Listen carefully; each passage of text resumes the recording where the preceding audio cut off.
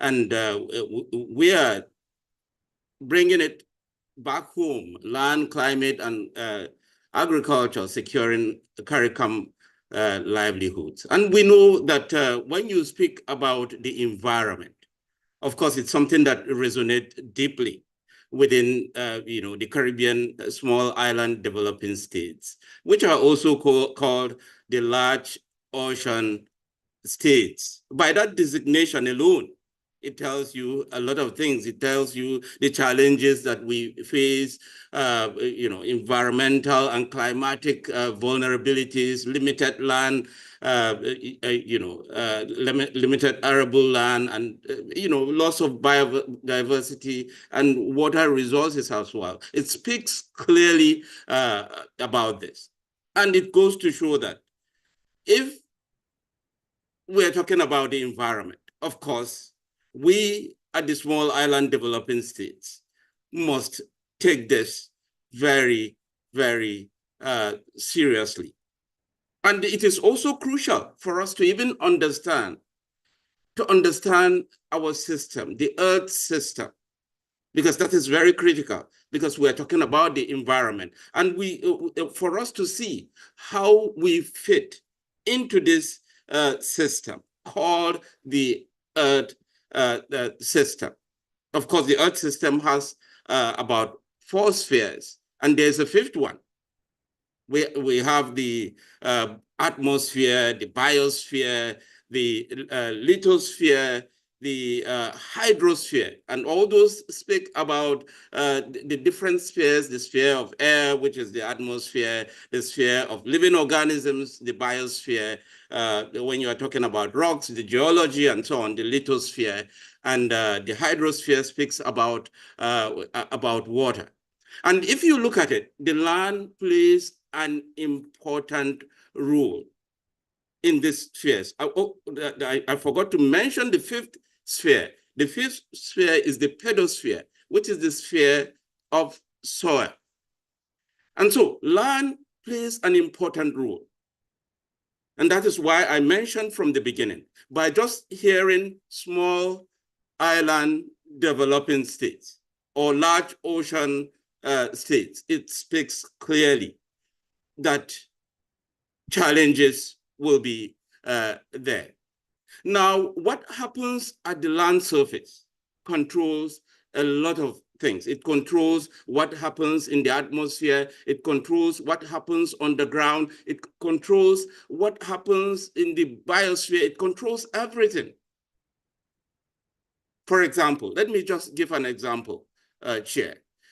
If you look at, let's just look at soil moisture alone, the water that is in the soil. It controls a lot of things. It controls your global energy balance because it controls the albedo. That's the reflectivity of the soil or of the land. It also controls the global hydrology, your infiltration, your runoff, the flooding, and whatever. It controls that. It also controls even the the function and the density of vegetation, and that is why when you move from a humid environment where you have lush forest and you go to semi-arid and the arid environment, of course, you see a significant decrease in vegetation. So I'm saying this just to indicate that, of course, the land is important. It is critical to this environment. And so in this, of course, my main message here, particularly in this year's theme, which is a call to action for us to prioritize land conservation, restoration, and sustainable land practices. Because our environment and natural system or systems that support life on Earth are at the core of human society and all social organizations. So it does not matter whether the institution is family, The institution is a religious one. It is an economic one. It is through governance.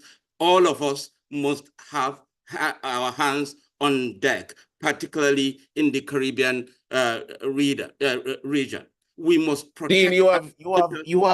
I'm seeing the panelists looking at you, and I see Ansari dying to come in.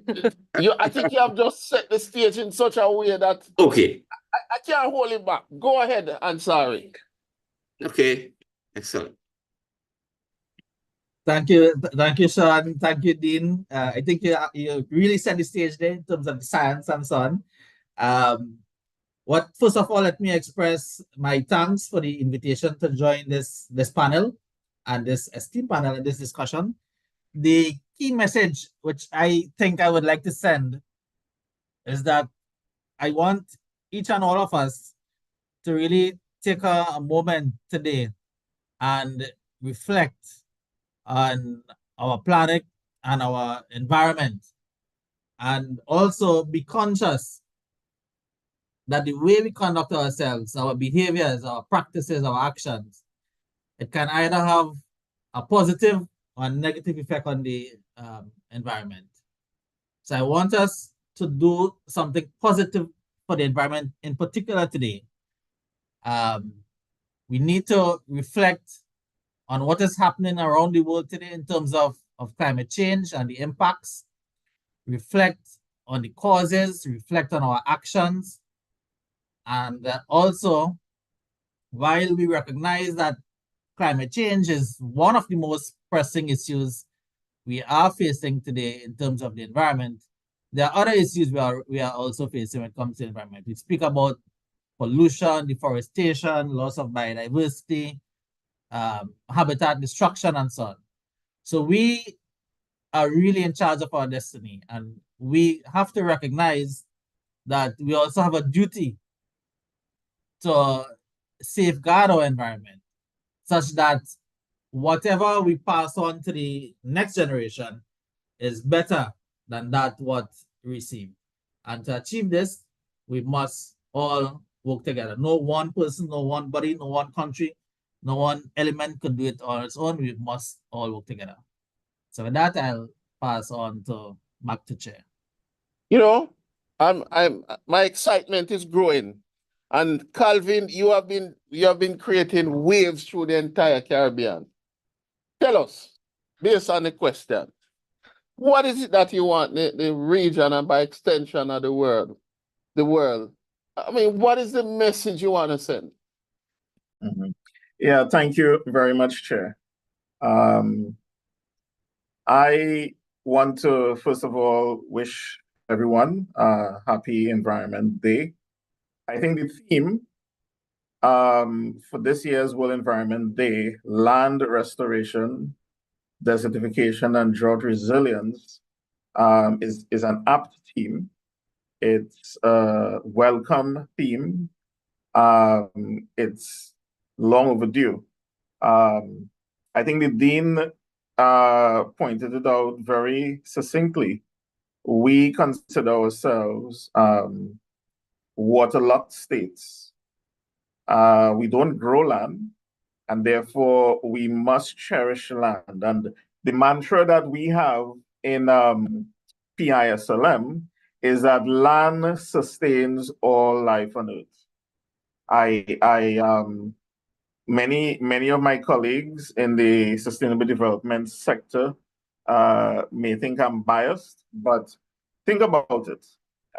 You want to deal with climate change in a practical way.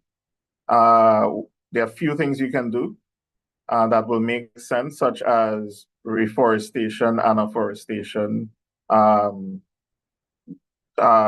building up your soil stock. All those things are on land. You don't grow trees in space. Trees are grown on the land.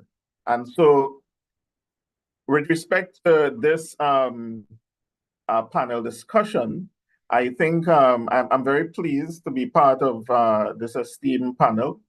And the message I want to put on the table is that all life, particularly in our natural spaces, depend on land and soils, forests, savannas, um, food production, water management, the raw materials we use in our industrialization processes, all of it. And again, just finally piggybacking on the Dean's message, I think he really put it square to us, and that is we are small island developing states, and land should be seen as a premium. And I think the sphere that we should really treasure is the I forgot the scientific term, the Dean mentioned it, but soils. You treat with your soils, you treat with biodiversity. You treat with your soils, you can treat with climate change. You manage your soils and you create healthy soils, you are on the road to sustainable agriculture and increased productivity. So the message I wanna lead off with is that land sustains all life on earth. Thanks, Chair. Thank you, Edie. And panelists, I have the honor of being in the room with the Sustainable Development Rules. That's Miss America Singh, who will give us her views on the questions asked. Miss Singh. So thanks, Sean. I hope I can live up to the hype. Good morning to my co-panelists and to everyone online. So as part of my opening to the panel discussion this morning, what I wanted to do is to go back to the establishment of World Environment Day. And it was actually established by the UN General Assembly in 1973. So the World Environment Day is as old as the CARICOM Secretariat, so the CARICOM grouping, which is celebrating its 50 years as well. And it is the celebration of the day is coordinated by UNEP.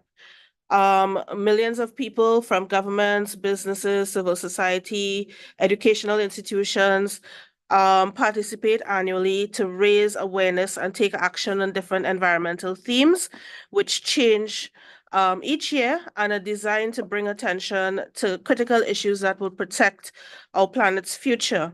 As Calvin mentioned, the theme for this year is our land, our future, and we are hashtag generations restoration, which emphasizes the importance of restoring land, combating desertification, and enhancing resilience to drought.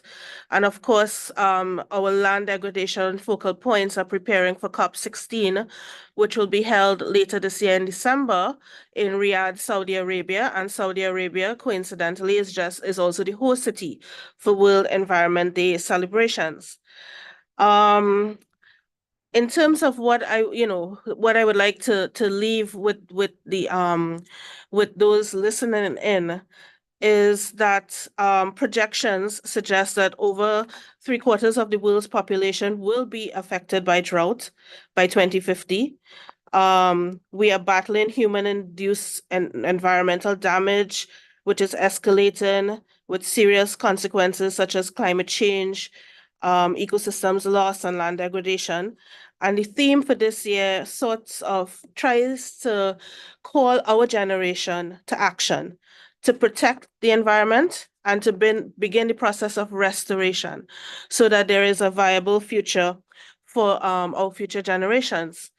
I also want to put a plug for CARICOM in terms of our public goods, and there are many on the call who know, but for those of you who will be hearing for the first time, we are launching shortly our Caribbean Community Environment and Natural Resources Policy Framework, which was first called for by our CARICOM Ministers of Environments in 2008, and it was finally, after many years of iterations, it was finally approved by the ministers in 2022. And the purpose behind the development of this policy framework is to provide an enabling platform for environmental and natural resources management in CARICOM, acknowledging the vital role of the land and soils, forests, air, water, and oceans, and the role that they play in sustaining our economic, social, and environmental development in CARICOM. The vision for the policy, as agreed by our member states, and I want to put it out there so we have it at the back of our minds as we talk, is a Caribbean community that values its environmental, natural, and cultural resources and applies the principles of good governance to decisions associated with the conservation and sustainable use of these resources in the interests of the peoples of this region. We all know that our community is geographically unique, bringing with it a set of environmental challenges and opportunities that are distinct to our region. As captured in our vision, our policy framework is comprehensive, covering a wide range of thematic areas and policy action on lands and soils, forests, water, air, and ocean resources, which are all crucial to our environmental health and sustainability. It also tries to ensure that the peoples of our region are at the heart of all efforts and ambitions to safeguard our natural patrimony. In wrapping up my opening share, what I wanted to also drill down on is that our vision refers specifically to cultural resources. There is a recognition by member states in developing this vision that SIDS are in general custodian to 30% of the world's ocean, natural, and cultural resources. And the safeguarding of these resources are becoming more challenging as a result of the multiple risks that we face and our inherent vulnerabilities. However, despite these vulnerabilities, we as SIDS are adept at harnessing our cultural resources and local and indigenous knowledge systems, which include the culinary arts and farming techniques. So the linkage with our discussion this morning, to build resilience and adapt to climate change, biodiversity loss, and rebounding from economic shock. So I wanted to leave that there, Chair, because very often we're seeing in the news discussion about eco anxiety and climate anxiety, and as a people of small island and low-lying coastal developing states, time is against us, and unfortunately, we don't have the time to be anxious. We have to, we have to get involved in doing and taking action. So I'll stop there, Chair. Well, I wanna add a little anxiety. I'm gonna ask to be called Sean and not Chair. How is that? Sounds fine. Yes, because we're having a real conversation, and I'm loving the direction that we're going. And I want to single out Calvin now. Calvin, I'm a Caribbean citizen. Whether I live in the English speaking, Spanish speaking, Dutch speaking, or French speaking Caribbean. And we have this beautiful title here for our webinar. But I want to ask you, as a citizen of the Caribbean, what are some of the key socioeconomic linkages between land, climate, and agriculture? And what can we do to enhance these links to create sustainable livelihoods for our people? Yes, that's a very good question. And as Caribbean citizens, we must become more aware of the nexus between land, agriculture, and climate change. When I say we, the UNCCD space where I operate, we did a baseline survey of the impact of land degradation across the globe, and the baseline, which is data that spanned from 2012 all the way to 2018, 2019, showed that almost 1/3 of the globe is impacted by desertification.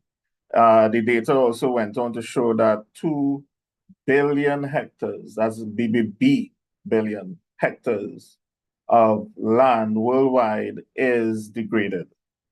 And so the impact globally is felt and seen in places like the Sahara, in places like parts of China, India, and it's escalating. In fact, the fallout of that is increased sand and dust storms, which we are experiencing as it blows across the Atlantic. Now, why did I mention those statistics? Because in the Caribbean space, what we are seeing, what the data is showing us, is that as the climate changes and the impacts felt more and more, we in the Caribbean, as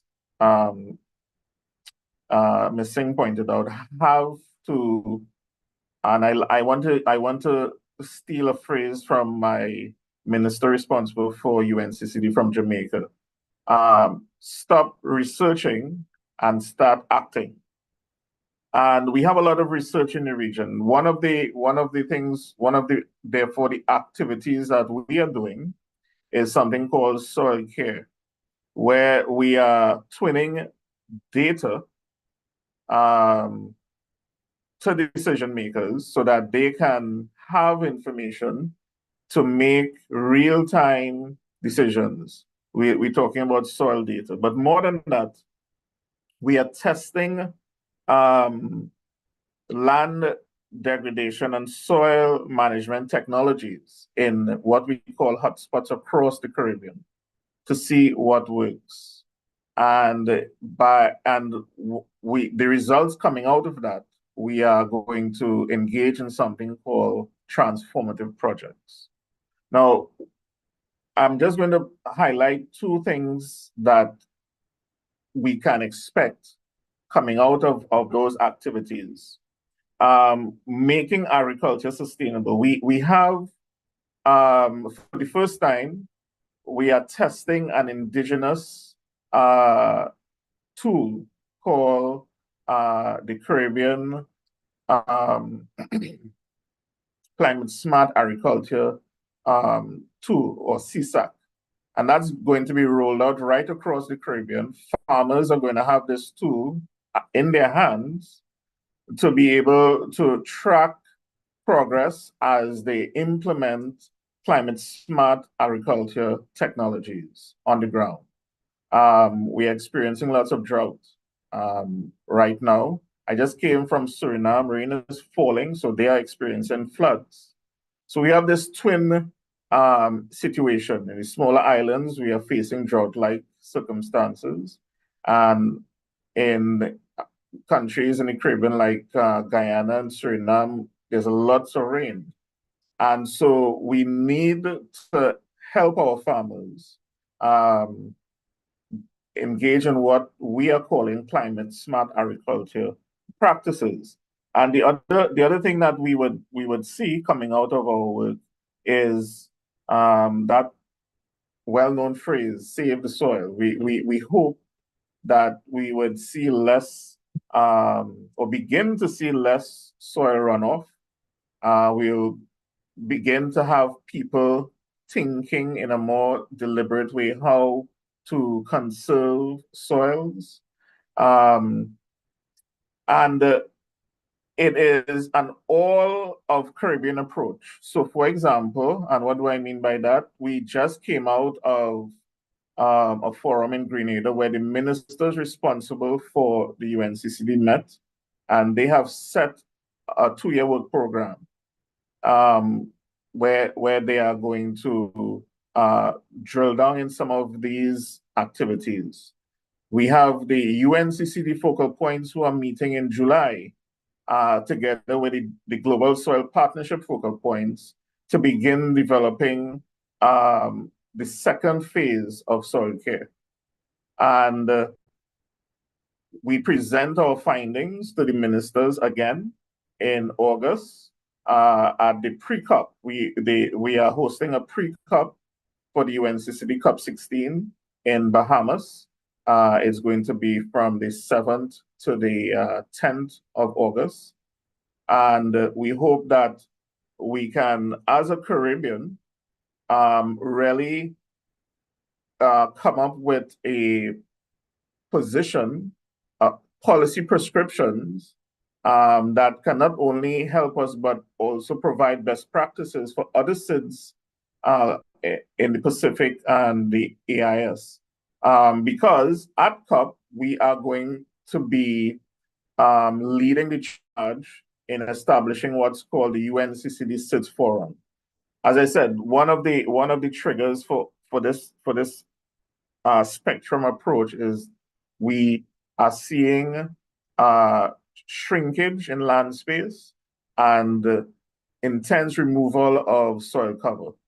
And as islands, we don't grow land. So we have to put systems in place to ensure that our farmers can continue making a living, that we do our industrializations in the right place, not on agricultural lands. We build buildings in the appropriate space, and that all of this is mainstreamed in the national policy frameworks that the ministers are working on. So it's a lot of work, and Calvin, we hope that all of us can be part of what's going on in the Caribbean as it relates to this. you have touched some you've hit a lot of nails and started a lot screwing down a lot of Phillips type screw. And I wanna ask the fellow panelists to give me a minute or two on this. In particular, I'm picking on Mark and Ansari and then America. But in particular, Mark, you are at the melting pot where all the Caribbean comes to. On a daily basis, you feel, you hear, you see the challenges. Following on what Calvin said, a minute or two on your thoughts, followed by Ansari and then America. Right. Thank you, Sean, for that. And of course, thanks to Calvin. It's talking about livelihood. I think that is something that is very, very critical. And we know that for us, with all the challenges that have already been mentioned, which I do not need to, mention them again, I think there's the need for us to build a strong human capital at all levels. It is very critical.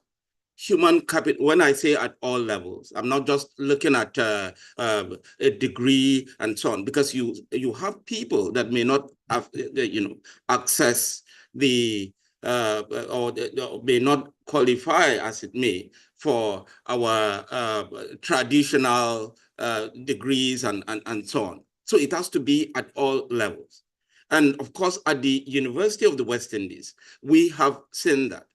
And our focus now has turned to, because of course, Calvin spoke about stop researching and get your hands dirty and get the work, done. So what we have realized is the fact that we need to reach all levels and build the capital, human capital that is required.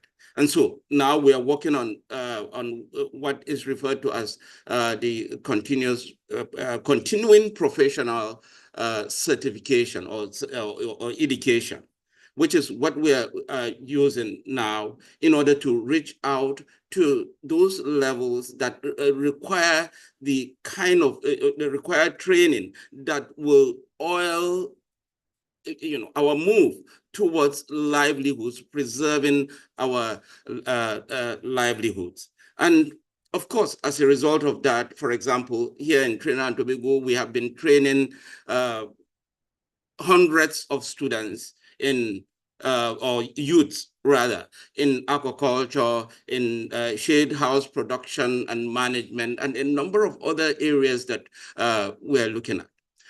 And apart from just that, talking about building human capital, it is important as well for us to look at the way we approach things, because there has been proliferation of tertiary learning institutions, which is good for us, right? It means that people can access training in these different areas. But what we have not done is the fact that we have not sat down to look at the structure, the framework, as it will work for us. And so every tertiary institution now comes up, they want to offer a degree. They want to offer, a PhD and so on. We must also look at the quality of what we are putting out there. We must also look at the critical, do we really have the critical mass? If we do not have the critical mass, which is one of the major problems, then if everybody wants to pull this and shift this and so on, then we end up not achieving the goal that we have set for ourselves. And so I will say now that all the tertiary, the community colleges and so on should be pathways. They should be pathways to degree programs in universities and so on, rather than them now trying to say that, okay, we are going to offer degrees, we are going to do that. And that is what is happening. And I think it is something that we need to address if we are going to secure our livelihood. That is important. I will come up with some more points later on. Thank you. Thank you, Dean. I just want to tell everyone that feel free to put your comments in the chat. We will have a brief questions and answer section, but feel free, if you're excited, if you're motivated, put it in the chat. I will acknowledge and speak to it. And sorry, I want you to follow in a little bit on what the Dean just said, what Mark just said. Your thoughts on the whole human resource and question and ensuring that we have the right people in place to deal with to provide the right solution to deal with the challenges which exist. Yes, thanks, Sean. As timely, I guess, in terms of the conversation, the direction it's going in light of the recent first announcement by CXC that they were going to withdraw the double award agriculture from offerings in CXC syllabus. And of course, the announcement yesterday that they have reverted to put it back on the agenda. And the quest now is to really seek to make agriculture more attractive than just to, for want of a better phrase, throw it by the wayside because no one is interested. Human capital is definitely important, and we need to ensure that we have the right skill sets available in the region to address the problems that we face. Going back to the socioeconomic links between the topics that we're talking about today, the land, climate, and agriculture, we have to also recognize that, I mean, I think we heard it 1 or 2 times through the morning already, that these are interconnected. The climate that we have and the climate that we will have will affect the crops that we plant. It will affect the returns that we get in terms of when we market these crops. When we speak about land use and land use planning and so on, that could also affect decisions relating to land use, whether or not we allocate to housing, whether or not we put agriculture and so on. That will affect employment opportunities. It will also affect agricultural productivity. As you know, in some of our countries, most of the more fertile lands tend to sometimes go towards the housing market, and agriculture is sometimes left with the poor quality soils. Socioeconomic factors also come into play when we are allocating resources.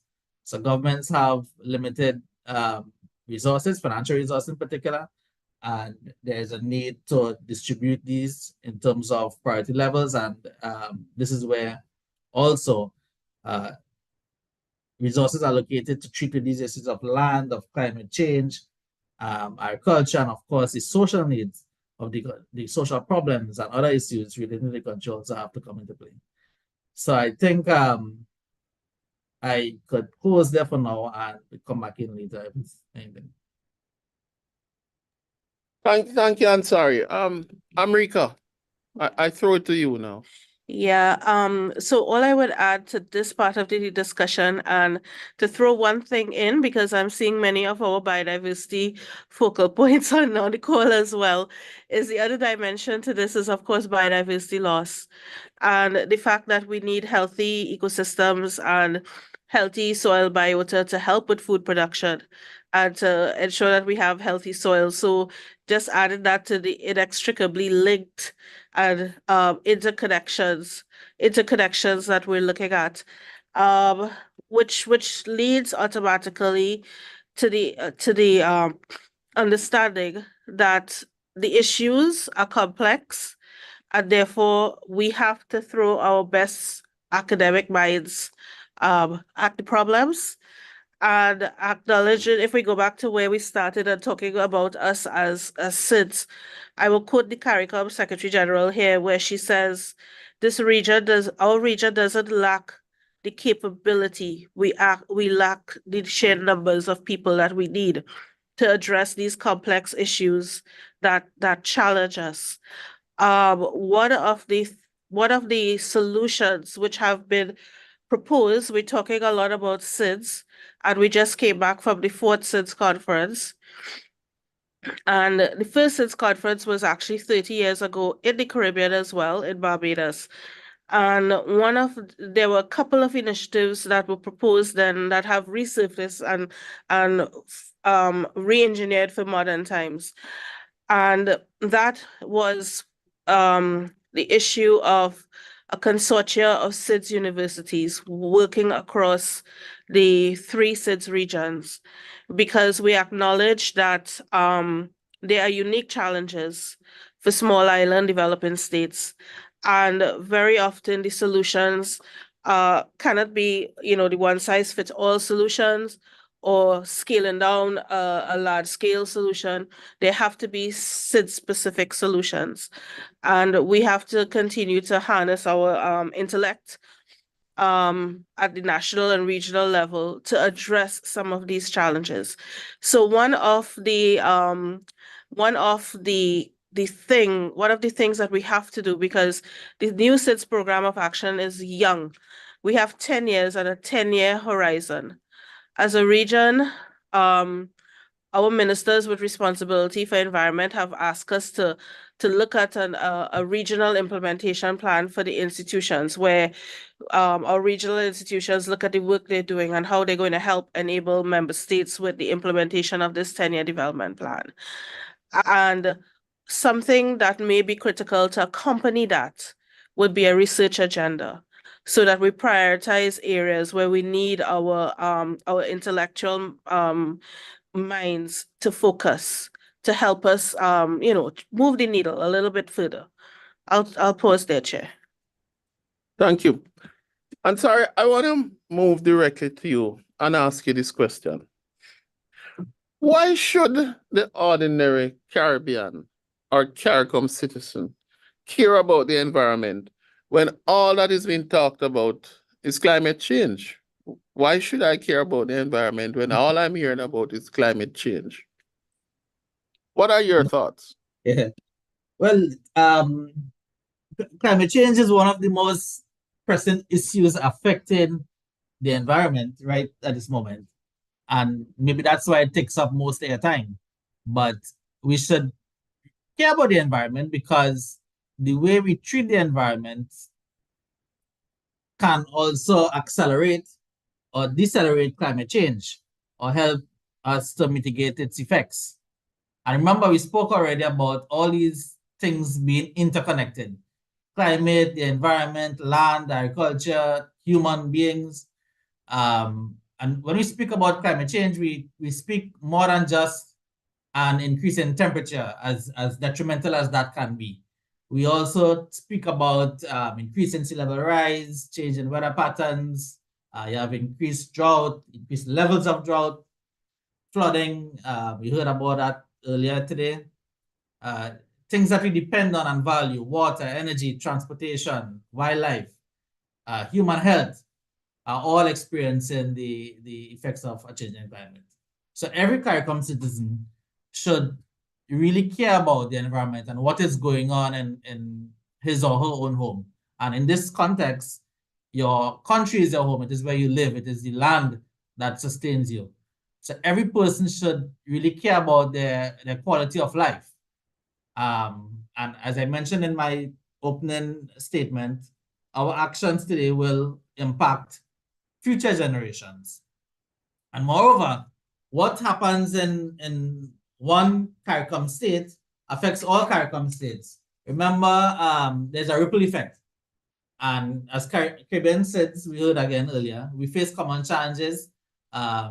We have shared problems, and these problems are not really for just the politicians to solve. They belong to all of us, and together as citizens, we can help find the solutions. The survival of the region, the survival of life on this planet is really about our own survival as well. When temperatures rise in one member state, we all feel the heat. It results in supply chain disruptions, even geopolitical conflicts affect us all, given that we have small, fragile economies. We're all vulnerable to any disruptions in international trade, external shocks. As we say, we may not all be in the same boat, but we're all in the same storm. And we must also recognize that carelessness when it comes to the environment can lead to also other major issues. For example, air and water pollution affects human health. This can lead to economic impacts for a country. On a personal level, loss of jobs, reduced income, our quality of life, and those of the future generations can be severely affected if we really don't take care of our environment. And that alone should be sufficient to motivate our citizens to take stock and pay attention and do what is right when it comes to environment. Calvin, I'm being provocative, and I'm going to ask you, do you support those points in relation to the question? Yeah, but I'll give a little nuanced response. So yes, I do, but I think we need to also take into consideration as SIDS, our contribution to climate change is very minimal. And therefore, the true question is why then pay attention to the environment if we as SIDS don't contribute to climate change? I see climate change as the thermometer, the aspect of sustainable development that tells us whether we are treating the environment right. And so we don't contribute to it, but because others are, and it's changing, the impact on us is severe. And that is where I think paying attention to the environment is important for us in SIDS. So for example, with one of the indicators that the CEO pointed out was sea level rise. What that does, it then spills over into our freshwater aquifers and affects our agriculture production. And so how can the environment mitigate against that? Well, if we have robust buffers in our swarms, etc., then we can mitigate against those things. The increase in temperatures is creating drought-like situations. We are not really contributing to it, but it's impacting us. So how is the environment going to help us? Well, if we reduce our tree cut rates and increase our tree cover rates, then we do a lot of things. We prevent soil erosion. We create shade for the different biomes below the trees, etc. And when the rainy season comes, it's less likely that we have the kind of silting and flooding Not that it wouldn't happen, but we see that the environment, our approach to focusing on the environment should be as a way to mitigate against climate change. I live in Guyana now, and if Guyana were to take the approach of the developed world and remove their tree cover for development's sake, like other developed countries did, then all of us would feel the impact. So it is. I think we have to look at it from a nuanced perspective in that we are not saying we are causing it. What we are saying is because it's happening, this is what we should do in terms of conserving our environment to mitigate against what is happening. And who knows, the cumulative effect will contribute to treating with climate, the impacts of climate change globally. So yes, I agree with what the CEO said, but I just wanted to put that nuanced approach into the discussion. Thank you, Calvin. I want to move to America. And by all indications, last week, the Caribbean was on show. The Caribbean hosted one of the most successful SIDS conference ever hosted globally. We delivered, the side events were out of this world, the seriousness, the dedication, the discussions, and the pledge and call to actions were on point. But I want to ask a question, and I'd ask for you to help us. What are the main takeaways from the recently held fourth SIDS conference that are relevant to today's discussion? Yeah. Tell us at the Caribbean, having heard what we've just heard, having seen what we're seeing, flooding, drought, food security, environment, what are the main takeaways for us as a Caribbean? So it's a tricky question, Sean, because for those of us who went last week, it was quite we're still processing. But in terms of the concrete, the whole theme of the outcome document is building resilient prosperity. So it seeks to enhancing the resilience of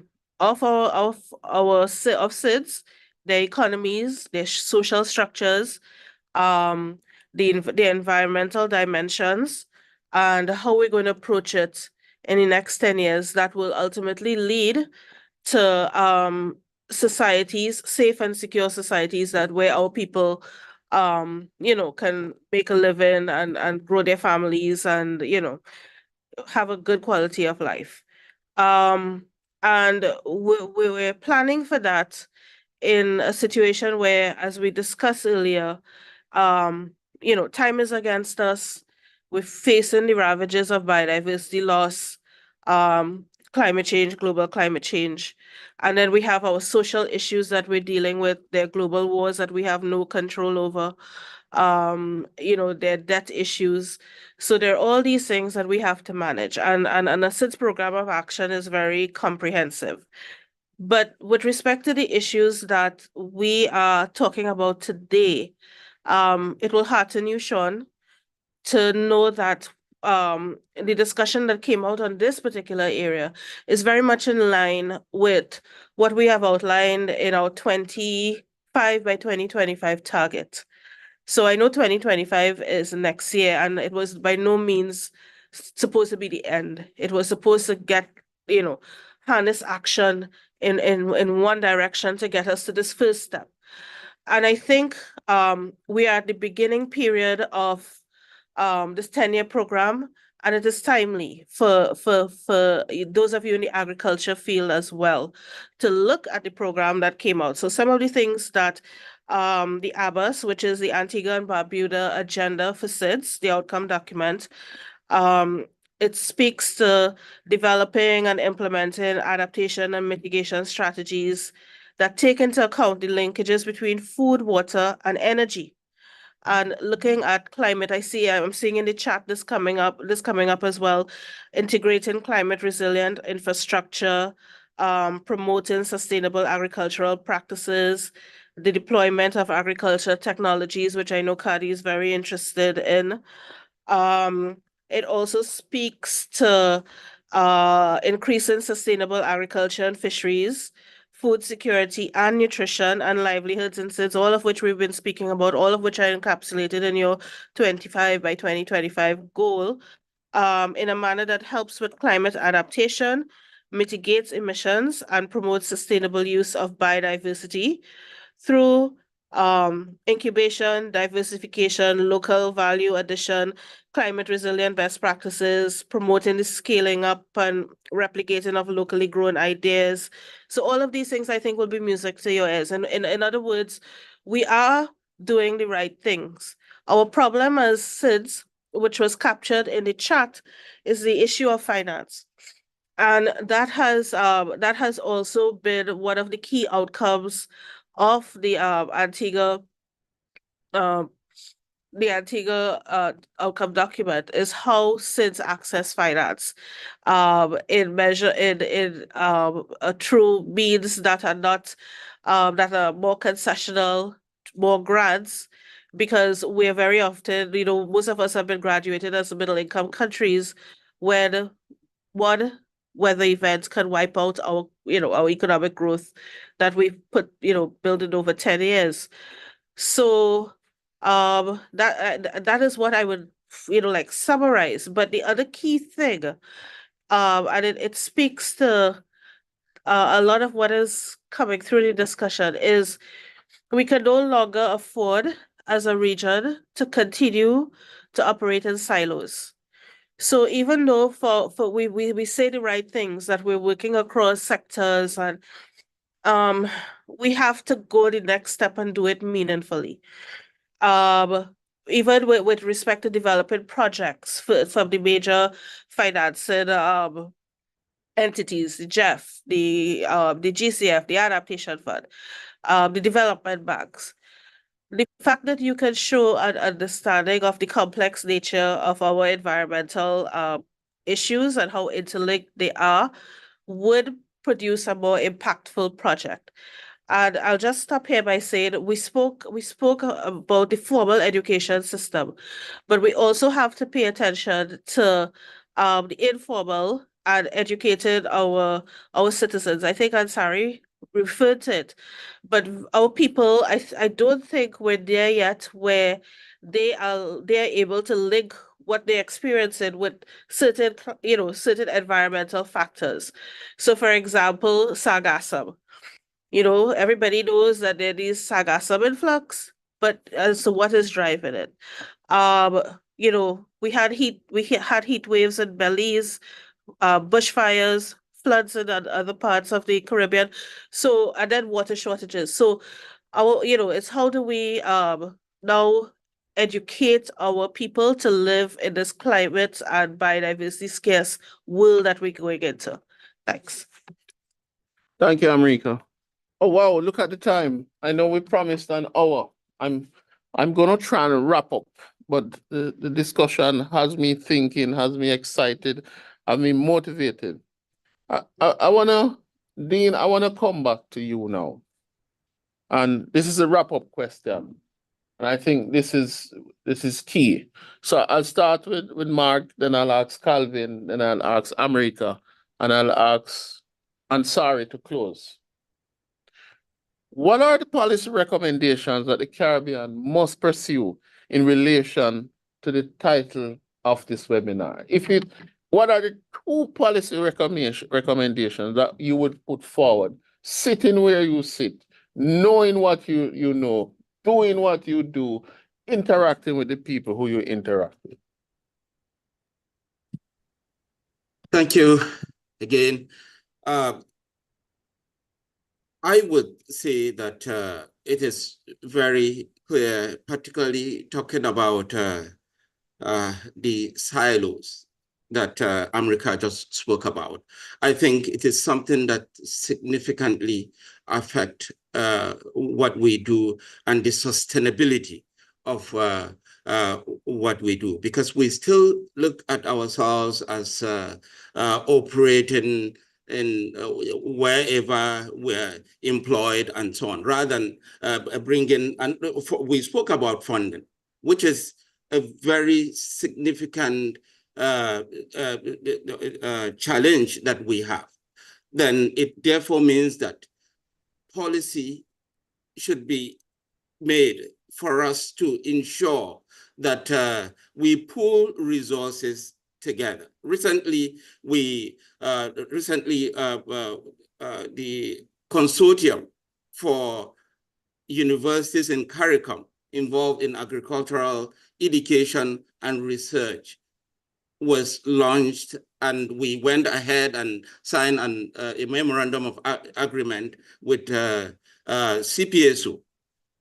I mean, those kind of consortia are important. We must come together if we are to generate the kind of research and make impactful work that is required, given the limited resources that we have.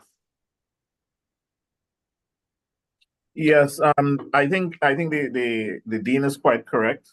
We need to look at how we work together. Let me say it was a pleasure sitting on this panel. I have to leave right after my statement to participate in another great CARICOM institution called CXC. I have to take my son to write chemistry.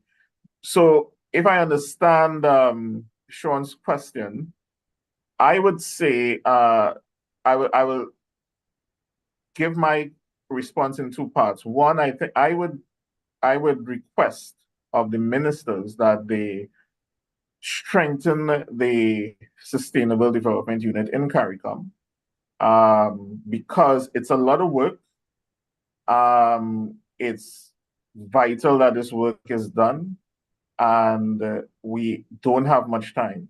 I think a bit more resources should be put into the unit to build the capacity and to bring more bodies in to ensure that the work gets done. And then the flip side is the practical side. I think maybe coming out of that is we should find ways of bringing the institutions that deal with land, climate change, biodiversity, and other environmental conventions and MEAs together from time to time to share experiences, what we are doing, and how we can work together. In fact, in PISLM, we have taken a deliberate approach to do just that. The University of the West Indies, CARICOM, they all sit on an advisory panel in PISLM, and they advise the executive committee. And so right now, that panel is meeting to look at how we implement Soil Care Phase 2 and how each institution can play a role in ensuring that it happens in a way that is truly reflective of each other's strengths, taking into consideration the limited resources that we face. So that would be my two-pronged approach: strengthening the CARICOM institution and somehow creating a space in the wider CARICOM in the wider CARICOM for, let's say, the 5 Cs, PISLM, the biodiversity agencies, POPs, what have you, to sit around the same. If it happens already, fine, but the papers or the recommendations or the actions coming out of such a meeting should be now made public so that we all can work together in a genuine and practical way. Thanks, Sean. And thank you very much for inviting me to be here. And thank you, panelists, for listening to what I had to say. Thank you, all those who are online. From PISLM, have a good World Environment Day. Thank you. Thanks, Calvin. I think I have the last word, Chair. Sorry, Sean. Ansari. Oh, sorry, Ansari. Okay, so me and then Ansari. I raised 2 points that I don't want us to lose. A research agenda to support the SIDS program of action in the CARICOM region that would help our research institutes, academia, think tanks to produce the sort of think pieces we need to develop policy, and as well as public education that tries to unpick these complicated interrelated issues and make it more digestible for the wider public so that they could understand the challenges we're facing and how we need to respond. That's a chair. Ansari. Yes. Thanks, Sean. Thanks, America, other panelists. First of all, I think what is required is that well, across the region, you have numerous policies existing. Obviously, I don't know all. What is required, I think, is a comprehensive examination of the existing policies, identify any weaknesses or gaps we identify there, and then deal with those. In some cases, you find that policies do exist, and some of them even go to the next stage and become law. But sometimes what we find is that enforcement is not good enough. And that is also a challenge that we need to address moving forward. Now, we spoke about a lot of things this morning. So we know that we need to have policies like things to encourage adoption of climate smart practices, agricultural practices, and so on. Two of the major ones I think I want to mention is that, well, America made mention of the research agenda that need to be developed coming out of SIDS. But I want to mention that we should have some sort of policy framework or some sort of policy to allocate resources for agricultural R&D to implement the agenda now. Agricultural R&D is always important, but sometimes finding the resources, the financial resources to do the work is sometimes very challenging. We need to also have proper enforcement of the land use policies and water management policies. And maybe one more I could probably plug in there is that we need to ensure that there are no conflict between various policies. So, for example, you may have a certain housing policy. We want to ensure that that housing policy is not at conflict with the agricultural policy so that the land is not in conflict. And Dean also mentioned, I think there's need to have a policy framework which allows us to engage with the international community such that we can access funding, we could share knowledge, and we could also allow for technology transfer. As I said earlier, you may find that there are some policies already existing along these lines, but at times you find that enforcement is not good enough, and we need to address that challenge as we move forward. Thank you, Chair. Thank you, Ansari. I think we've come to the end. I've seen that the chat has been lively. I see Lawrence has been giving a lot of policy recommendations that certainly we'll take on board. But in closing, I want to thank everybody. Firstly, before I even thank the panelists, I want to thank the participants who came out, who listened to our panelists today, World Environment Day, who participated, who contributed. And I think this is what we need in the Caribbean. And we here at the CARICOM Secretariat, with our partners who have been our panelists, with our stakeholders, we endeavor to be that interlocutor, that coordinator, that transfer, that causes that transfer of information and knowledge. Because I think it's safe to say that we're all one Caribbean. We're all trying to achieve the same goal. And we intend to provide that information. We intend to get the various policy recommendations in action and not just in theory. We want to, as Lawrence just said, we want to move from theoretical to practical. And I think all the agencies who have participated, our panelists, have put that forward. And we encourage, we intend to ensure that that takes place. And this webinar here today was a deliberate approach, a deliberate collaboration of all the entities who are involved. And it says well to what Mark had put forward, that breaking down the silos, getting that partnership moving. And I think that's where we're going to go. I want to wish everybody a beautiful and a happy Environment Day. I think we're all one with nature. For me, I always say plant a tree, eat for free. And I want you to think about that. And for participants, the environment matters. It is what sustains us.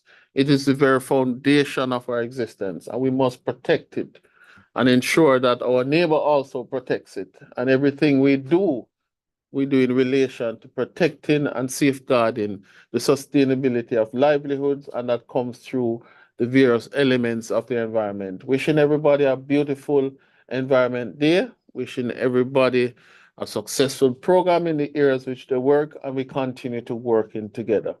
Thank you, everybody. Thank you very much. Panelists, thank you so much. Thank you, Chair. Thank you, everyone. Bye. Bye-bye.